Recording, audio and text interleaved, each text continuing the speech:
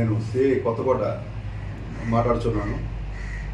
నిన్న ఉదయం 10 గంటల ప్రాంతంలో ఎస్ఐ కొత్తకోట గారు ఒక కేసు దర్యాప్తు నిమిత్తం కొంకుపూడి శివ అనే ఒక వ్యక్తిని, పాత నేరస్తుని పోలీస్ స్టేషన్కి దర్యాప్తు నిమిత్తం 41 నోటీస్ కానీ తీసుకొని దర్యాప్తు సహకరించమని పిలవడం జరిగింది. పిలిచే క్రమంలో ఆయన రాకపోతే కానిస్టేబుల్ ద్వారా తెప్పించాం, అంతవరకు వాస్తవం. ఈలోపు ఆయనకి బందోబస్తు ప్రోగ్రాం ఉండి కళ్యాణపురం వెళ్ళడం జరిగింది. మరలా ఆయన తిరిగి 5 గంటలకు వచ్చాడు. ఈ క్రమంలోనే సదరు శివ 2 గంటల ప్రాంతంలో ఇంటికి వెళ్ళి భోజనం చేసి మరలా 5కి వస్తామన్నాడు. ఎస్ఐ గారు 5 గంటలకు వచ్చిన తర్వాత ఎందుకు రాలేదని చెప్తే ఫోన్ స్విచ్ ఆపి లోకల్ మీడియా మిత్రులందరికీ ఎస్ఐ గారు నన్ను కొట్టారు, మీరు హల్చల్ చేయండి అని కూడా చెప్పడం జరిగింది. ఆ వాస్తవాన్ని లోకల్ మిత్రులందరూ తెలుసుకొని ఎవరో ఏ విషయాన్ని రాయలేదు. మరలా ఈ నర్సీపట్నం ఏరియా హాస్పిటల్ అడ్మిట్ అయ్యి అక్కడ కూడాను తనకి విపరీతమైనటువంటి నొప్పులు అన్ని అవయవాల నుంచి వచ్చేస్తాయని చెప్పి చాలా చక్కటి జామను రక్త కట్టించారు. అక్కడ కూడా మీడియా మిత్రులు వాస్తవాలన్నీ తెలుసుకొని కేసు దర్యాప్తులో పిలిచినట్టు ఆయనకి ఎవరు ఏ రకంగా కొట్టలేదు తిట్టలేదని తెలుసుకున్న పిదప ఎవరు ఏ రకమైన ప్రచారం చేయలేదు. అయినప్పటికీ చిన్న చిన్న సోషల్ మీడియా ఛానల్స్ వాళ్ళ తరకు వ్యూస్ కోసం, రేటింగ్ కోసం అత్యుత్సాహం ప్రదర్శించి అవాస్తవాలను ప్రచారం చేశారు.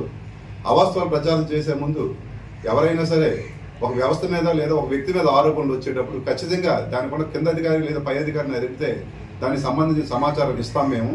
ఆయన మీద జనవరి 16వ తేదీన ఒక కంప్లైంట్ పాన్ షాప్ రాత్రి 1 గంట ప్రాంతంలో వెళ్ళి పాన్ షాప్ వాళ్ళ ఇంటి తలుపులు విరగొట్టి cool drink bottle, water bottle ఇమ్మని కొంకుపూడి శివ అనే ఒక పాత నేరస్తుడు అతనితో పాటు కొంతమంది వ్యక్తులు వెళ్ళి హల్చల్ చేశారు.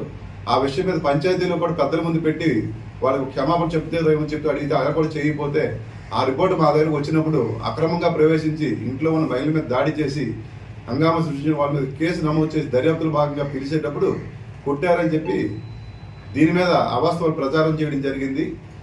ఈయన గతంలో కూడా 2019, 23లో కూడా ఈయన మీద చాలా కేసులు ఉన్నాయి. అప్పుడు కూడా దామోదరం ఒక ఎస్ఐ గారు కేసు దర్యాప్తు నిమిత్తం పిలవగా స్టేషన్కి వచ్చి ఎస్ఐ గారు నన్ను కొట్టారు, నేను సూసైడ్ చేసుకుంటానని చెప్పి phone switch off social media అన్నింటిలో కూడా పెట్టి హల్చల్ చేశాడు.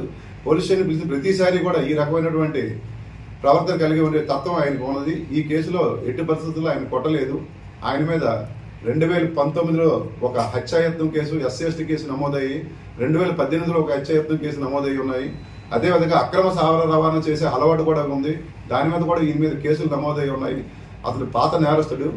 ఆయన ఏంటంటే ఎక్కడ ఏ ఫెస్టివల్ అయినా, ఏ ఇష్యూ వచ్చినా ఆయన మిత్రులు వేసుకొని హల్చల్ చేసి హంగామా చేయడం అనేది అలవాటు.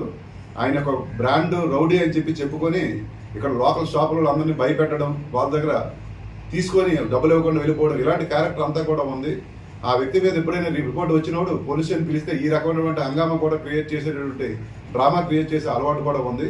కనుక మీడియా మిత్రులకు ఒకటే నేను కోరుకుంటూ ఉన్నాను, పోలీసు సంబంధించినటువంటి ఒక మంచి విషయం లేదా చెడ్డ విషయం మీకు తెలిసినప్పుడు ఏదో ఇతర వ్యక్తులు మీకు సమాచారం ఇచ్చినప్పుడు సంబంధిత ఆఫీసుల దగ్గర నుంచి మా తాలూకా వెర్షన్ కూడా మీరు తీసుకొని వాస్తవాన్ని ప్రచారం చేయాలని, వ్యూస్ కోసం, రేటింగ్స్ కోసం సోషల్ మీడియా దీంట్లో మీరు హైలైట్ అవడం కోసం అవాస్తవాన్ని ప్రచారం చేసి ప్రజా వ్యవస్థల మీద చెడు భావం ప్రజల్లో కలిగేటట్టు ఉండరాదని మీడియా మిత్రులు అయినటువంటి అందరికీ కూడా, నర్సీపట్నం మరి చోడవరం మీడియా మిత్రులందరికీ కూడా నేను ఈ వీడియో ద్వారా ప్రచారం తెలియజేస్తున్నాను.